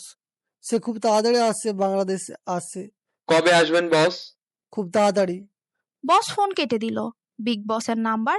বিগ বস কল রিসিভ করতেই বস সালাম দিয়ে বলল, আপনাকে একবার বাংলাদেশে আসতে হবে। ডেথ ডেভিল আর রাজ আমাদের দম বন্ধ করে দিচ্ছে, আর আমাদের সকল কিছু বন্ধ হয়ে যাচ্ছে। বসের কথাগুলো শুনে বিগ বস কল কেটে দিল। পরের দিন সকালে রাহুল নাস্তা করে তার প্রিয় বাইক ইয়ামা R15 নিয়ে বেরিয়ে পড়ে। রাহুলকে বাইকে ভার্সিটিতে আসতে দেখে সবাই অবাক হয়ে যায়। অর্পা আর মিথিলা রিদিতাকে ধাক্কা দিয়ে সামনে তাকাতেই বলে, রিদিতাও সবার মতো অবাক হয়ে যায়। রাহুল বাইক পার্ক করে চলে যায় ডলি, আরিফ আর শাকিলের পাশে। রাহুল গিয়ে বসতেই শাকিল বলে, ভাইরে ভাই, কি এন্ট্রি নিলি রে! রাহুল, তোকে পুরো আল্লু অর্জুনের মতো লাগছে রে। I am Impress. এত ঢং করিস না, ভার্সিটির সকল মেয়ে ইমপ্রেসড হয়ে গেছে। দেখ সবাই কেমন করে তাকিয়ে আছে, মনে হচ্ছে রাহুলকে গিলে ফেলবে। এই শালা, তোর হাতে আর মাথায় ব্যান্ডেজ কেন? কি হয়েছে? আরে অ্যাক্সিডেন্ট করেছিলাম তাই এমন হয়ে গেছে। সবাই মিলে কথা বলছিল, তখন রিদিতা তার বন্ধুরা আসে। রিদিতা রাহুলের পাশে বসে, তখন রাহুল সেখান থেকে উঠে পড়ে, ক্লাসের দিকে হাঁটা দিল। শাকিল বলে, কি রে রাহুল, চলে যাচ্ছিস যে? ক্লাসে যাব, সময় হয়ে গেছে। আরে আরো 10 মিনিট বাকি আছে তো ক্লাসের। তোরা 10 মিনিট কথা বলে আয়, আমি ক্লাসে আছি। রাহুল কথাগুলো বলে চলে যায়। রিদিতা তাকিয়ে আছে রাহুলের যাওয়ার দিকে। সবাই আরো কিছু সময় কথা বলে ক্লাসে চলে যায়। আরিফ, শাকিল আর ডলি রাহুলের পাশে বসে, তখন ডলি বলে, এভাবে চলে এলি কেন? সবাই মিলে কত মজা করলাম, তুই ছিলি না? ক্লাস ছুটি হওয়ার পর থাকিস, রিদিতা কি জানি ট্রিট দিবে। রাহুল একবার শাকিল আর একবার রিদিতার দিকে তাকায়। রাহুল দেখতে পায় রিদিতা কেমন করে তাকিয়ে আছে। তোরা খেয়ে নিস ট্রিট, আমি আমার জীবনের সেরা ট্রিট পেয়ে গেছি। কিছু সময় পর ক্লাসে এসে ক্লাস নেওয়া শুরু করেন। ক্লাস শেষে স্যার যখন ক্লাস থেকে বের হয়ে যাবেন, তখন স্যার রাহুলকে উদ্দেশ্য করে বলেন, রাহুল, এখন ক্লাস শেষ করে আমার রুমে এসে একবার দেখা করবে। আচ্ছা। রাহুল ক্লাস শেষ করে স্যারের পিছু পিছু চলে যায়। রিদিতা শাকিল আর আরিফের কাছে এসে বলে, কি বলছিস তোরা রাহুলকে? বলেছি। কি বলেছে ও? তোরা খেয়ে নিস ট্রিট, আমি আমার জীবনের সেরা ট্রিট পেয়ে গেছি। কিসের ট্রিট? এর কথা বললো। আচ্ছা। রাহুল স্যারের সাথে তার রুমে চলে যায়। তখন স্যার রাহুলকে কিছু ছবি আর কয়েকটা ফাইল এগিয়ে দিয়ে বলেন, রাজ, এগুলো দেখো তুমি। রাজ মানে? রাহুল, আমি তোমার সম্পর্কে সব জানি। রাহুল, আমার এই শিক্ষকতর পেশার আড়ালে একটা পরিচয় আছে যা কেউ জানে না। কি পরিচয় স্যার? আমি একজন ইন্টারপোল অফিসার। আমি জানি তুমি একজন হ্যাকার আর ড্রাগন টিমের লিডার। স্যার, এই ছবিগুলো প্রায় সবাইকে আমি মেরে ফেলা হয়েছে, তো আর কয়েকজন বাকি আছে। তবে ওদের সবার বস মাফিয়া জগতের বর্তমান কিং বিগ বস খুব তাড়াতাড়ি বাংলাদেশে আসছে, আর তার লক্ষ্য হলো তোমায় এবং ডেথ ডেভিলকে হত্যা করা। আমি আমার সোর্সের কাছ থেকে জানতে পেরেছি তোমাকে এখন সাবধানে থাকতে হবে। স্যার, সাবধানে তোরা থাকবে। ওই বিগ বস বাংলাদেশে এসে অনেক ভুল করেছে, যা সে তার প্রাণের মূল্য দিয়ে বুঝবে। মানে? There is perhaps no greater mystery than the sea, and no greater mystery than a lost ship. আসি স্যার। রাহুল কথাগুলো বলে রুম থেকে বের হয়ে যায়। আর স্যার রাহুলের এমন রহস্যময় কথা শুনে কথাটার মানে বোঝার চেষ্টা করছেন। রাহুল ক্লাসে এসে শাকিল আর আরিফের সাথে বসে পড়ে। কি রে, স্যার কেন ডাকলো? আমার এই অবস্থা হলো কি করে সেটা জানার জন্য। ও আচ্ছা। কিছুক্ষণ পর স্যার ক্লাসে এসে নেওয়া শুরু করে।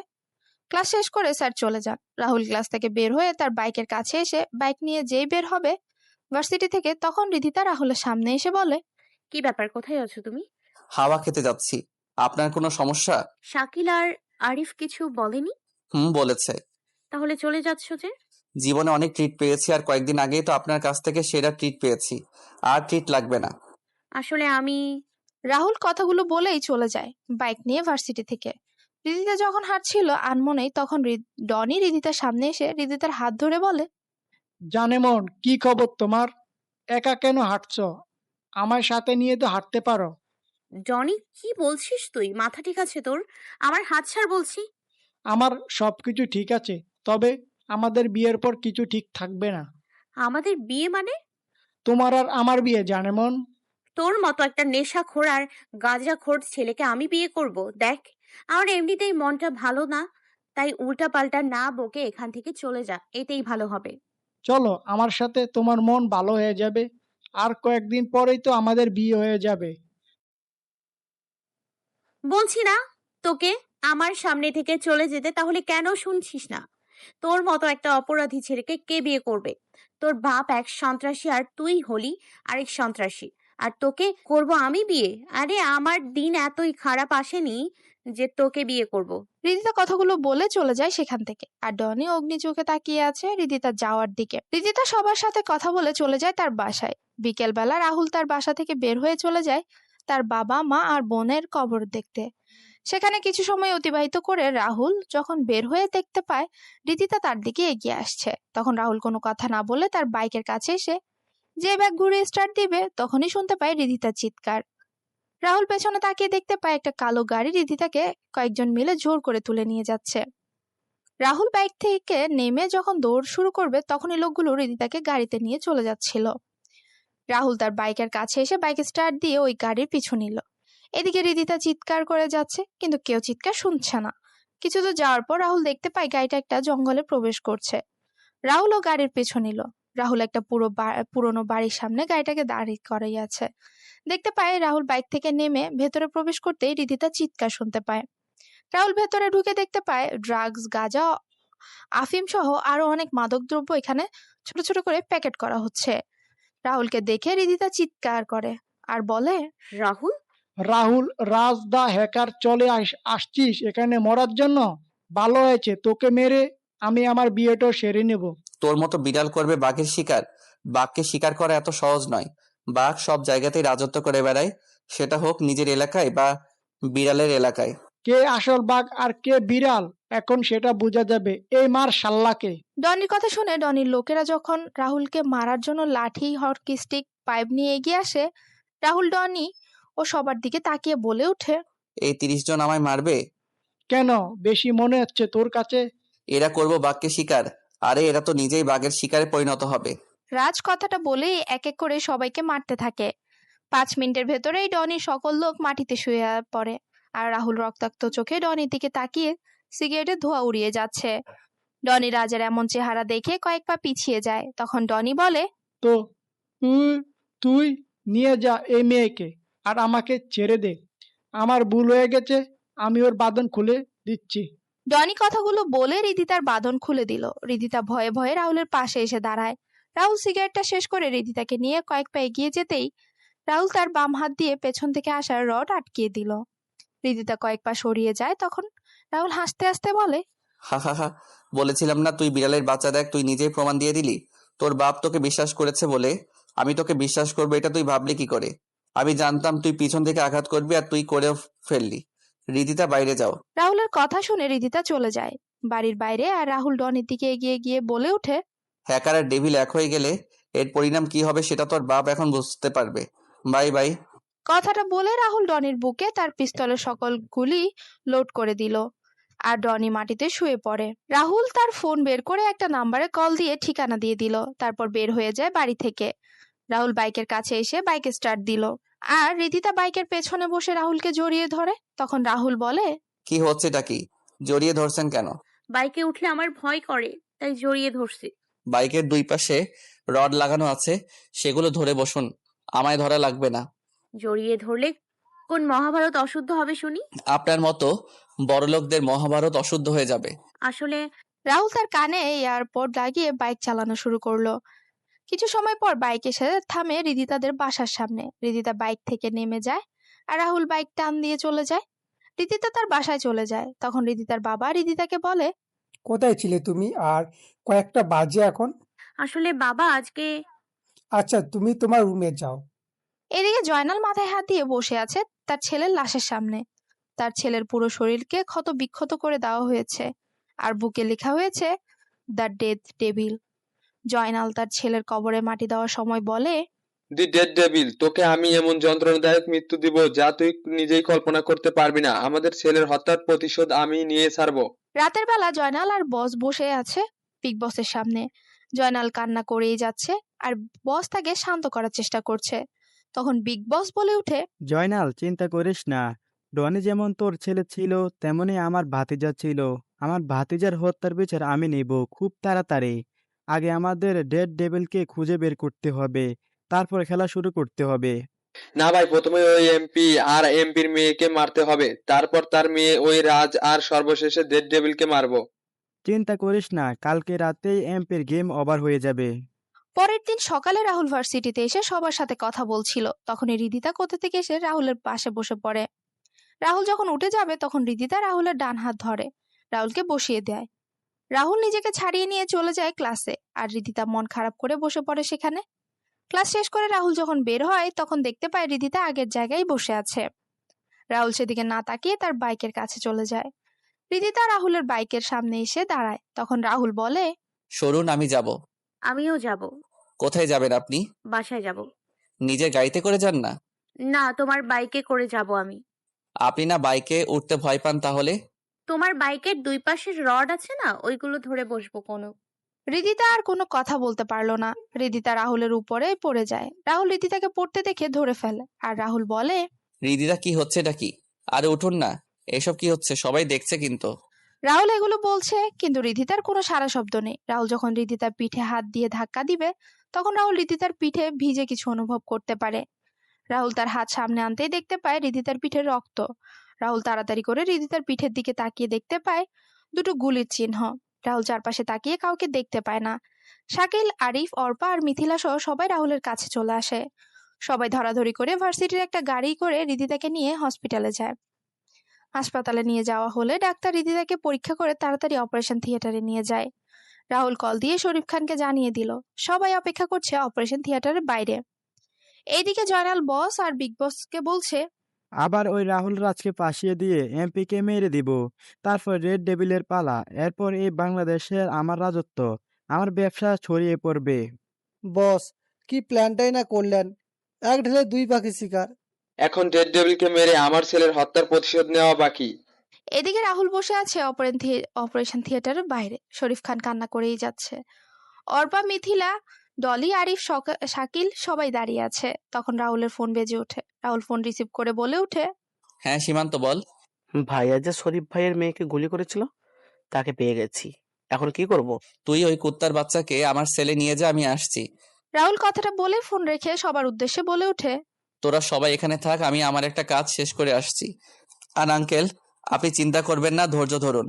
রাহুল বেরিয়ে পড়ে তার টর্চার সেলের উদ্দেশ্যে। রাহুল সেখানে পৌঁছেই দেখতে পায় একটা ছেলেকে বেঁধে রাখা হয়েছে। রাহুল কোনো কথা ছাড়াই ছেলেটাকে গিয়ে মারতে থাকে। মারতে মারতে ছেলেটার অবস্থা খারাপ করে দিল রাহুল। রাহুল চেয়ার টেনে ছেলেটার সামনে বসে বলে, বল, তোকে কে এই কাজ করতে বলেছে? ছেলেটা কোনো কথা বলছে না, শুধু হেসে যাচ্ছে।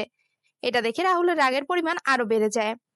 রাহুল যখন ছেলেটাকে মারতে যাবে তখন রাহুলের ফোন বেজে ওঠে। ছেলেটা বলে, নে, তাড়াতাড়ি ফোন রিসিভ কর, তোর জন্য সুখবর আছে। তাড়াতাড়ি রিসিভ করো, না হলে যে ফোন করেছে সেও মারা যাবে। রাহুল ফোন বের করে দেখতে পায় আরিফকের কল। রাহুল কল রিসিভ করতে আরিফ কান্না মিশ্রিত কণ্ঠে বলে ওঠে, বন্ধু, আমাদের তুই বাঁচা বন্ধু, ওরা আমাদের মেরে ফেলবে। হাসপাতালে সবাইকে আর আর কি আরিফ, কি হয়েছে বল আমাকে। বন্ধু, রিজিতের বাবাকে ওরা মেরে ফেলেছে। আমরা অপারেশন থিয়েটারে লুকিয়ে আছি, ওরা দরজা ভাঙার চেষ্টা করছে। তুই তাড়াতাড়ি চলে আয়। রিজিতের অপারেশন মাঝপথে থেমে গেছে, ওরা পাওয়ার সাপ্লাই অফ করে দিয়েছে। বন্ধু, সবাই ভয় পেয়ে আছে অনেক, তুই তাড়াতাড়ি চলে আয়। তোরা টেনশন করিস না, আমি আসছি, তোদের কিছু হবে না আমি থাকতে। রাহুল ফোন রেখে যে বের হতে যাবে তখন ছেলেটা হাসতে হাসতে বলে, সব কটা মারা যাবে, এখন একটা করে জীবিত পাবি না তুই। রাহুল পাশে থাকা একটা হাতুড়ি দিয়ে ছেলেটার মাথায় আঘাত করতেই ছেলেটা নিস্তব্ধ হয়ে যায়। সীমান্ত, তাড়াতাড়ি করে হাসপাতালে চল। রাহুল আর সীমান্ত হাসপাতালে পৌঁছে যায়। সীমান্ত গিয়ে পাওয়ার সাপ্লাই রুম খুঁজে পাওয়ার সুইচ অন করে দেয়। তখন রাহুল আর সীমান্ত দেখতে পায় হাসপাতালের পরিণত হয়েছে মর্গে। হাসপাতালে জুড়ে রক্ত আর রক্ত। রাহুল আর সীমান্ত তাড়াতাড়ি করে অপারেশন থিয়েটারের সামনে গিয়ে দেখতে পায় শরীফ আঙ্কেল আর কয়েকজন নার্সের মরদেহ পড়ে আছে অপারেশন থিয়েটারের বাইরে। রাহুল শরীফ খানের লাশের সামনে গিয়ে শরীফ আঙ্কেল ডাকতেই থাকে। Uncle, uncle. কোনো শব্দ নেই। সীমান্ত সহ বাকি সবাই পুরো হাসপাতাল খুঁজেও কাউকে পাচ্ছে না। রাহুল শরীফ খানের লাশ ধরে বসেছিল। হঠাৎ করেই শরীফ খান শব্দ করে উঠেন আর বলেন, রাজ, আমার সময় শেষ হয়ে এসেছে রে। আমার মেয়েটা অনাথ হয়ে গেল। বাবা, তুই আমায় কথা দে, তুই ওদেরকে ছাড়বি না। বল বাবা, বল বাবা। হ্যাঁ আঙ্কেল, আমি কাউকে ছাড়বো না, তোমার আর তোমার কিছু হবে না। এই তাড়াতাড়ি করে ডাক্তারকে ডাক্তার তোরা। না বাবা, আমি সময় শেষ। তুই আমার মেয়েটাকে তোর সাথে রাখিস। আমার মেয়েটাকে আমি তোর হাতে তুলে দিলাম। তুই এখনো।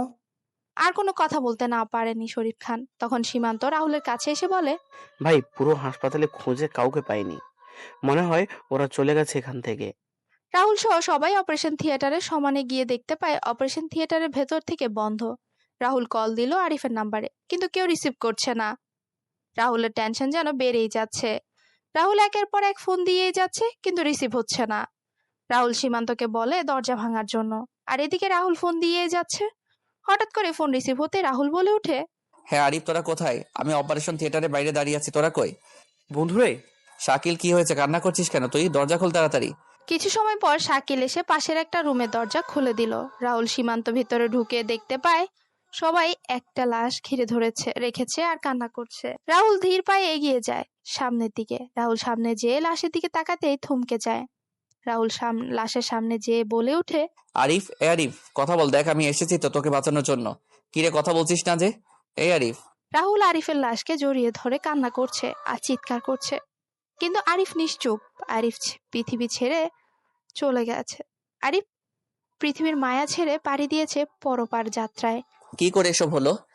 আমরা যখন অপারেশন থিয়েটারের বাইরে অপেক্ষা করছিলাম তখনই বাইরে গুলির আওয়াজ শুনতে পাই। কিছু বুঝে ওঠার আগেই জয়নাল ও দুইজন পিস্তল হাতে তাদের লোক নিয়ে আমাদের সামনে চলে আসে।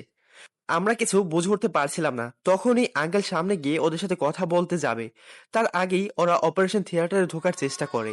তখন আমরা সবাই অপারেশন থিয়েটারে ঢুকে পড়ি। আঙ্কেল যখন আসতে যাবে তার আগে ওরা আঙ্কেলকে লক্ষ্য করে গুলি করে। আর আঙ্কেল। আরিফের এমন অবস্থা হলো কি করে? রিদিতাই বা কোথায়? আমাদের ফোনের আলোতে রিদিতার অপারেশন করা হয়। অপারেশনের শেষে প্রয়োজন হয় রক্তের, যা পাশের একটা রুমে ছিল, কিন্তু কেউ ভয়ে যাচ্ছিল না। তখন আরিফ সাহস করে চলে যায়। আর আরিফ যখন ফিরে আসে তখন আমরা আরিফের শরীরে গুলির চিহ্ন দেখতে পাই। ডাক্তাররা কিছু করার আগে আরিফ আমাদের ছেড়ে চলে যায় বহু দূরে। অপারেশন থিয়েটারের দরজা ভেঙে ওরা রিধিতাকে নিয়ে যায় আর আমাদের ভয় দেখিয়ে চলে যায় ওরা। রাহুল যখন সব শুনছিল তখনই রাহুলের ফোন বেজে ওঠে। ফোন রিসিভ করে আর ওপাশ থেকে বলে ওঠে, আর রাহুল রাজ বা ডেড ডেভিল নিয়ে যা তোর হৃদিকাকে। 2 ঘন্টার ভিতরে খুঁজে বের করতে পারলে বেঁচে যাবে, না হলে ওই মেয়ে মারা যাবে। আমাদের থেকে সকল ইনফরমেশন চুরি করে নিয়েছিলি, তাই না? চিন্তা করিস না, ডাক্তার ওখানে আছে। তুই ইনফরমেশন দিয়ে দিলে মেয়েটা বেঁচে যাবে। এবার দেখি তুই কি করতে পারিস। হা হা হা। বিগ বসের হাসির সাথে সংযুক্ত হয় আরেকটা হাসি। হাসি শুনে বিগ বস হাসি থামিয়ে দিল। রাহুল হাসতে হাসতে বলে ওঠে, ওই মেয়ে মরলে তো আমার কিছু না, মেয়েটা মরলে ক্ষতি হবে তোদের। মানে হলো, মেয়েটার ফেসবুক অ্যাকাউন্টে আমি সকল ইনফরমেশন সেভ করে রেখেছি আর টাইমার দিয়েছি আজকে সন্ধ্যা 7টা। মেয়েটা যদি মারা যায় তাহলে তোদের আসল চেহারা সবার সামনে চলে আসবে। মনে করিস না মেয়েটার অ্যাকাউন্টে ঢুকে অফ করে দিবি। এটা আমার সৃষ্টি করা। সো আমি মেয়েটার একটা কোড দিয়ে অ্যাক্টিভেট করে রেখেছি, যা মেয়েটা ছাড়া কেউ জানে না। এখন একমাত্র মেয়েটাই পারে তোদের বাঁচাতে। এখন তোর চিন্তা কর, মেয়েটা মরবে না বাঁচবে। টিক ঠক টিক ঠক। হা হা হা হা। রাহুলের এমন কথা শুনে শাকিল, সীমান্ত সহ সবাই অবাক হয়ে যায়। এদিকে বিগ বস তার লোকদের উদ্দেশ্য করে বলে মেয়েটাকে এখানে নিয়ে আসার জন্য আর ডাক্তারটাকে মেয়েটাকে সুস্থ করে তোলার জন্য। বস কি করছেনটা কি আপনি? মেয়েটা মরে গেলেই তো ভালো। তোদের এত কথা বলতে কে বলেছে? একটু চুপ থাক না। আবার রাহুলের ফোন বেজে ওঠে। রাহুল ফোন রিসিভ করতেই চাচা বলে ওঠে, রাহুল, হৃদিতা মামনিকে দেখলাম স্ট্রেচারে করে কয়েকটা লোক আমাদের ওই পুরাতন বাংলোতে নিয়ে গেছে, আর সবার সাথে অনেক অস্ত্র আছে। আর এখন দেখলাম কয়েকটা অ্যাম্বুলেন্স আর কয়েকজন ডাক্তার নিয়ে আসা হয়েছে। ধন্যবাদ চাচা, তুমি চিন্তা করো না, রিদিতার কিছু হবে না। সীমান্ত, চলো খেলা শুরু করতে হবে। অনেকদিন হলো খেলা হয়নি। শাকিল, সবাইকে নিয়ে তুই যা আর জানাজার ব্যবস্থা কর। আমরা দাফনের আগে ফিরে আসবো। রাহুল কথাগুলো বলে তার লোকদেরকে নিয়ে বেরিয়ে পড়ে চাচার দেওয়ার ঠিকানায়। রাহুল বাইরে থেকে সমস্ত কিছু একবার পর্যবেক্ষণ করে বলে ওঠে, সীমান্ত, আমরা 2 দিক থেকে আক্রমণ করব। আমি সামনে থেকে আর তুই পিছন থেকে করবি। আমার সাথে কোনো লোক নিব না। তুই সবাইকে নিয়ে পিছন থেকে ভিতরে প্রবেশ করবি। ভাই, আপনি একা? চিন্তা নেই, তোরা তোদের পজিশন নিয়ে নে। রাহুল কথাগুলো বলে ভেতরে ঢুকে পড়ে। রাহুল একজন একজন করে সবাইকে মারতে থাকে আর পেছন দিক দিয়ে সীমান্ত তার লোক নিয়ে নিয়ে মারতে থাকে সবাইকে। রাহুল যখন সিঁড়ি বেয়ে উঠছিল তখন জয়নাল দেখেনি এবং গুলি করে শুরু করে। রাহুল লুকিয়ে পড়ে আড়ালে। দুই পক্ষের গোলাগুলি শুরু হয়। রাহুলের কয়েকজন লোক মারা যায়, তবে জয়নাল ও বিগ বসের সকল লোক মারা যায়। বিগ বস কোনো উপায় না পেয়ে বলে ওঠে, ওই মেয়েকে মেরে ফেললে হবে। এমনি যখন বাঁচবে না, তাহলে মেয়েটাকে মেরে ফেল। আমি আগেই বলেছিলাম মেয়েটাকে মেরে ফেলতে, আপনি শুনেননি? রিদিতাকে যখন মারতে যাবে তখন রাহুল সামনে আসে আর বলে ওঠে, আমি এখানে আসার আগেই ওরে তোরা না মেরেই তোরা অনেক বড় ভুল করেছিস। আর আমি এখানে থাকতে তোরা একে মারবি কি করে? মানে? তোদের বোকা বানালাম আমি। সমস্ত ইনফরমেশন ইন্টারপোল অফিসারদের কাছে চলে গেছে। এখন তোরা মারা পড়বি। এদের সব কয়টাকে এখানে বেঁধে ফেল। এত সহজ আমাদের মারা? দেখবি, দাঁড়া, সীমান্ত রিদিতাকে নিয়ে যা তো। রাহুলের কথা শুনে সীমান্ত সহ কয়েকজন এসে রিদিতাকে নিয়ে যায় একটা গাড়ি করে হাসপাতালে। রাহুল পিস্তল ঘুরিয়ে কিছু বলবে তার আগে জয়নাল বলে ওঠে, তুই কিন্তু আমাদের সাথে টক্কর নিয়ে তোর মৃত্যুকে ডেকে এনেছিস। তোর সাহস থাকলে পরিচয় দে। কোন পরিচয় দিলে তুই চিনবি জয়নাল আমায়? মানে হলো, আমি হলাম রাহুল রাজ। আমার ডেড ডেভিলের সাথে একজন এক্স আর্মি অফিসার। কি? হ্যাঁ রে কুত্তার বাচ্চা, তোর জন্য আমার পরিবারটা ধ্বংস হয়ে যায়। আমি হারিয়ে ফেলেছি আমার 2 বোনকে, আমার বন্ধু আরিফকে। তোর এত লোভের কারণে আমি আমার পুরো পরিবারটাকে হারিয়েছি। আরে জয়নাল, তোর কাজের জন্য তো আমি নিজের জীবন দিয়ে দিতাম, তাহলে এমনটা কেন করলি? তোদের মতো মানুষের জন্য শত শত ভাই তার বোন হারাচ্ছে, বাবা মা হারাচ্ছে তাদের ছেলে মেয়েকে। তোদের জন্য আজ সত্যিকারের ভালোবাসাগুলো হারিয়ে যাচ্ছে। তারপরও আমি তোদের ক্ষমা করে দিতে চেয়েছিলাম, কিন্তু তোরা এদেশের ক্ষতি করার জন্য উঠে পড়ে লাগলি। তুই তো মারা গিয়েছিলি, আরে রাখে আল্লাহ মারেকে, কথাটা তো শুনেছিস নিশ্চয়ই। কিন্তু তুই আমাদের পরিচয় পেলে কি করে? তোর ডান হাত ফারুকে মারার পর আমি ফারুকের লকার খুলে কিছু ফাইল আর ছবি পেয়েছিলাম। সেখানেই তোরা তোদের কিছু ছবি পাই। ড্রাগনের পাওয়ার তো জানিসই। তোদের পরিচয় আর তোদের খুঁজে বের করতে আমার কোনো পরিশ্রম করতে হয়নি। এবার সময় হয়ে গেছে তোদের পরপারে যাওয়ার। তুই কাদের জন্য আমাদের পিছনে লেগেছিলি?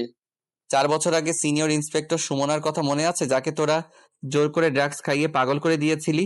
আমার আপুটা ড্রাগসের নেশায় এতটা আসক্ত হয়ে পড়ে একসময় ড্রাগস নেবে আত্মহত্যা করে।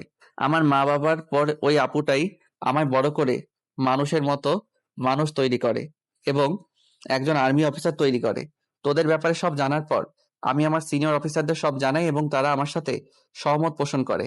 আমার ছোট বোন সীমা যখন জানতে পারলো তোদের পরিচয়, তখন তোরা সীমাকে তুলে নিয়ে ধর্ষণ করে ব্ল্যাকমেইল করতে আর নিজেদের শারীরিক চাহিদা মেটাতি। সবশেষে আমার বোনটাকে তোরা মেরে সেটা আত্মহত্যা দেখিয়ে দিলি।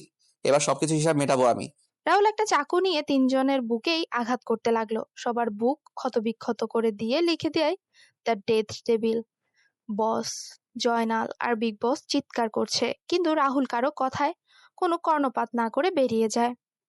রাহুলরা বাড়ি থেকে বেরিয়ে রাহুল নিজ হাতে তৈরি করা বোমটা ব্লাস্ট করে দেয়।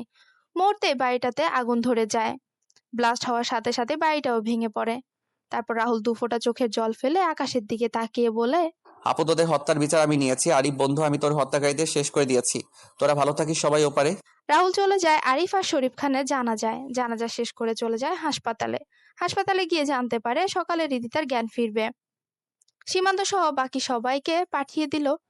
রাহুল হাসপাতাল থেকে যায়। রাহুলের চোখটা লেগে আসছিল, তখনই নার্স এসে বলে যায় রিদিতার জ্ঞান ফিরেছে। রাহুল গিয়ে রিদিতার সাথে দেখা করে। রিদিতা সুস্থ হতে 1 মাস সময় লাগবে। রিদিতা তার বাবার এমন মৃত্যুর কথা শুনে কান্নায় ভেঙে পড়ে। রিদিতা এখন রাহুলদের সাথেই থাকে। রাহুলের মামা মামির কথায় রাহুল রিদিতাকে বিয়ে করতে রাজি হয়। আজকে 32শে ডিসেম্বর। রাহুল আর রিদিতার বিয়ে। এইদিকে কাজী বলছে, বাবা, এবার তুমি বলো। কি বলবো? কবুল কবুল। হ্যাঁ বলছি। আবুল আবুল। আমি ওর কথা শুনে একটু রাগ দেখিয়ে বললাম, কি বলছিস তুই? এদিকে সবাই হাসছে। রিদিতা তখন বলে, তুই তুই কবুল বলবি না আমি ওইটা করে নিব সবার সামনে? বলছি কবুল কবুল কবুল। কাজী সাহেব আর বলা লাগে কি? না বাবা, হয়ে গেছে। দোয়া করা শেষ হলে রিদিতা রাহুলের কানে কানে বলে, আজকে রুমে আয়, আমি ছুরি আর লাঠি নিয়ে অপেক্ষা করব। আমায় কষ্ট দেয়া না, রুমে আয়, বুঝতে পারবি। ইন্নালিল্লাহ, আল্লাহ কি বলছে এসব? আয় রুমে। তখন মিথিলা এসে বলে, দুলা ভাই, বিড়ালটা মারিস ভালো করে। আগুনে যা ঘি ঢেলেছি সেটা এখন অনেক গরম হয়ে ফুটছে। বিড়ালের বিয়েও হবে না। এখন সেটা বুঝতে পারছি। হে সৃষ্টিকর্তা, তুমি রহম করো আমার উপর। পাঠক আর পাঠিকাগণ দোয়া করিয়েন। আমি যাচ্ছি ঋতিকার রাগ ভাঙাতে। ভালো থাকবেন আপনারা আর আমার জন্য দোয়া করিয়েন। দেখা হবে খুব তাড়াতাড়ি নতুন কোনো গল্পে। এই যে বন্ধুরা, শুনতে পাচ্ছ? প্রতিদিন নিত্য নতুন রোমান্টিক ভালোবাসার গল্প পেতে আমাদের ভয়েস অফ এমডি সাগর চ্যানেলটি সাবস্ক্রাইব করে পাশে থাকা বেল আইকনে ক্লিক করো না প্লিজ। আর হ্যাঁ, গল্পটি যদি ভালো লেগে থাকে তাহলে লাইক, কমেন্ট, শেয়ার করতে ভুলবে না। কেমন? ধন্যবাদ।